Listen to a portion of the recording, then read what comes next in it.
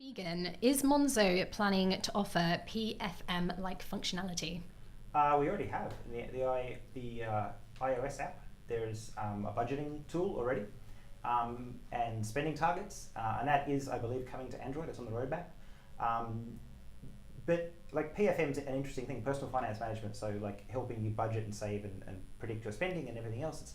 When we did user research, we found that every person has a different relationship with their money and would prefer a different way of budgeting and saving. Like for some people, the big thing is roundups. They want to like save their pennies and join them together. And for some people, they just don't get that. They don't see that why there'd be a reason to do that. Some people want graphs. Some people want burn down charts. Some people want categorization of everything. And I don't think you can cram all of that into one little app on one device. We'd be building it forever, and we still would only cover half the use cases. So I think this is a great example of why you have an API, so that if people have, a very specific use case they want, they can just go out and install the app that does that particular kind of PFM. So I expect that like PFM will be like, we will offer a solution that'll be valid for a lot of people and make a lot of people really happy, and then it'll be up to the market to create more. And yeah. I find PFM interesting because it really started out, and I know David was involved in the implementation of one of the PFM solutions at a big bank. So I love to bring this stuff up. Yeah, just love this. But PFM version 1 was very much like data porn. It's like, here's a pie chart. And by the way, you spend 13% of your outgoings on transport. And it was one of those sort of like, oh, wow, that's interesting.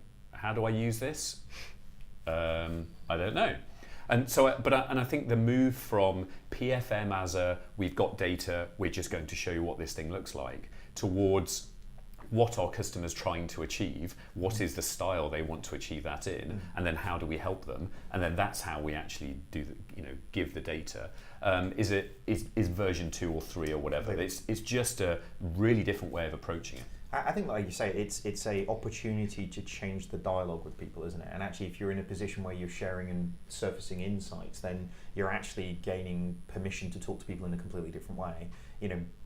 Big incumbent banks are used to just displaying a transaction listing and a balance at best type thing. So moving to that insight thing moves you beyond. Like, there's no way you can jump from balance statement to your best friend insights type thing, with all the stuff that we were talking about earlier on around the opportunities with open banking. So, it kind of feels like, it's a large leap unless you get the permission of the customers to talk to you in that way. Great. So next question from Barb McLean. How have you scaled your product team to respond to increased customer feedback due to growth? Have you found the kind of feedback you received has changed due to having a more diverse customer base? It's not really my area. I'm an engineer. I focus mostly on the back end of the API, but we've got a full-time user researcher now who runs just continual user testing. And like we get so much feedback all the time from the community forums. Really, if you've got feedback from Monzo, there's something you don't like, put it on the community forums. We're incredibly open, and like anytime you've got like a 5-second spare at Monzo, you just jump on the community forums and read what people are saying and interact with people. It's like our feedback is our closeness to our community is not gone away or changed. Like there's 3,000 people in our developer Slack.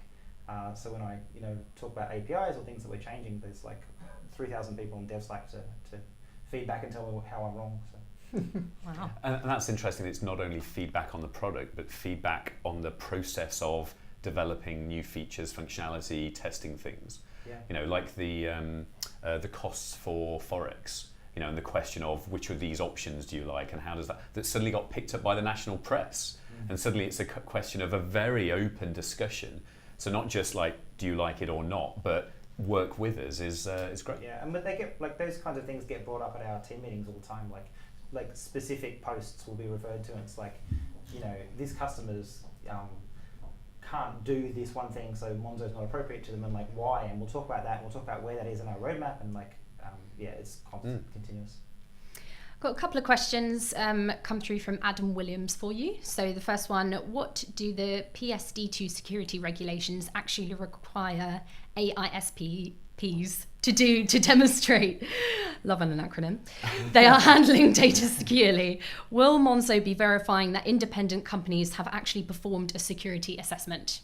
Okay, so the actual login process described it in PSD2 broadly is the OAuth2 login flow, but it's been sort of mandated to have very specific steps so that the user has a complete understanding of what permissions the AISP has requested and what they're going to be given by the bank. So it's very explicit, a very explicit implementation of OAuth2.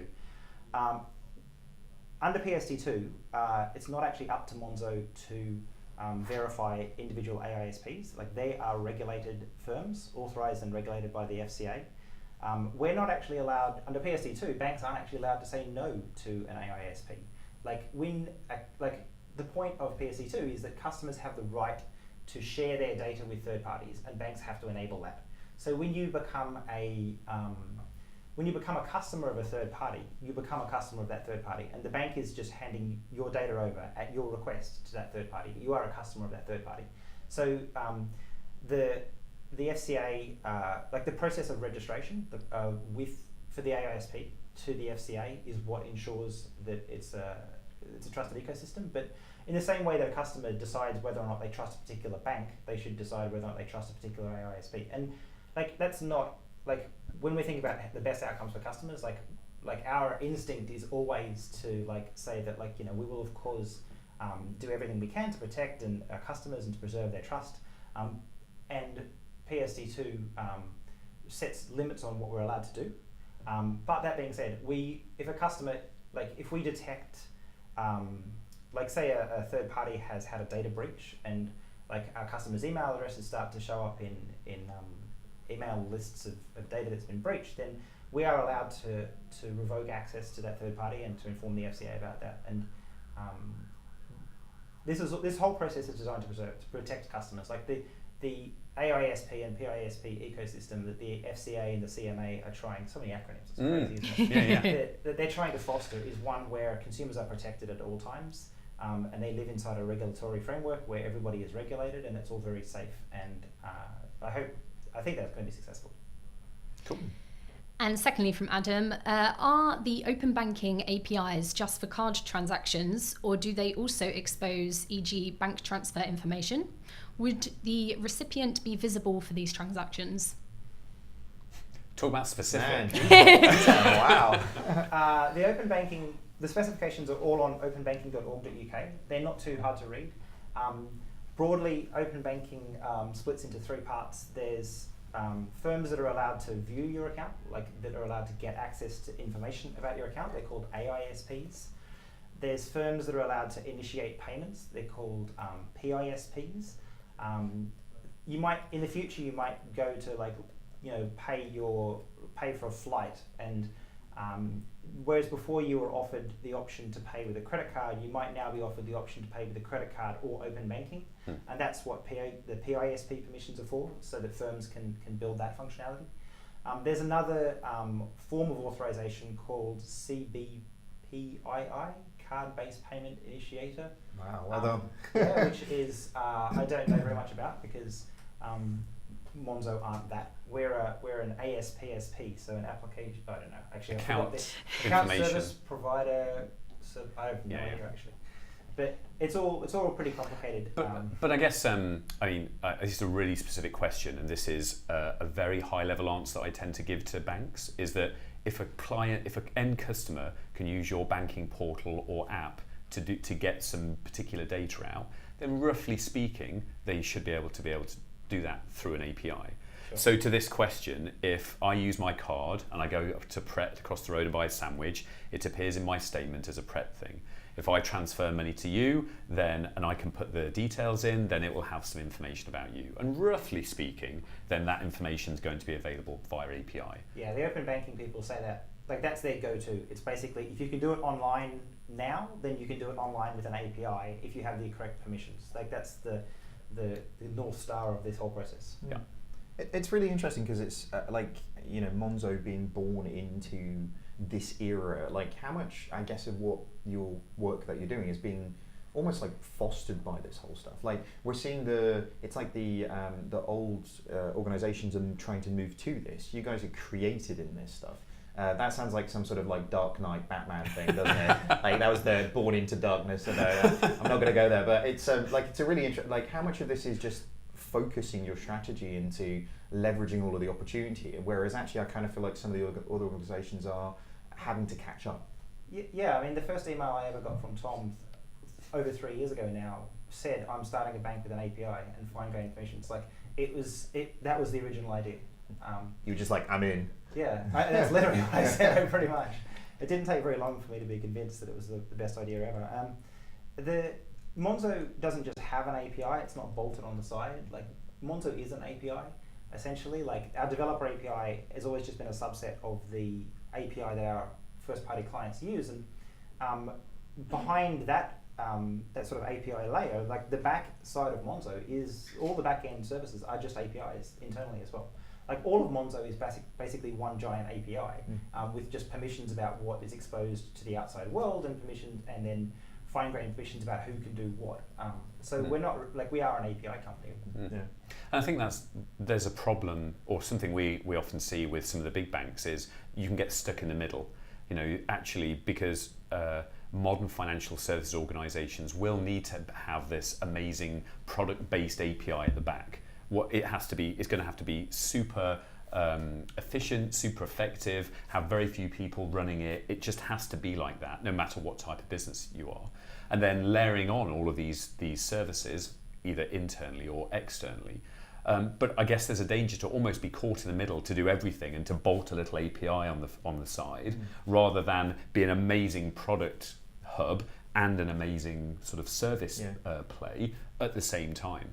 And I think that often comes across. It comes back to the conversation we were having about bank as a platform, bank as a service earlier on, right? The only way, if you play that forward in terms of the difference between distribution of other people's products or creating your own products or being your own distribution channel for your own products, the only way that works is if your back end is sophisticated enough, exactly like you say, to be cost effective. And we talk about this a lot, but anywhere where there is a battle between production and manufacturing and distribution, the people who are sort of moved away from the customer have to get really efficient at doing manufacturing.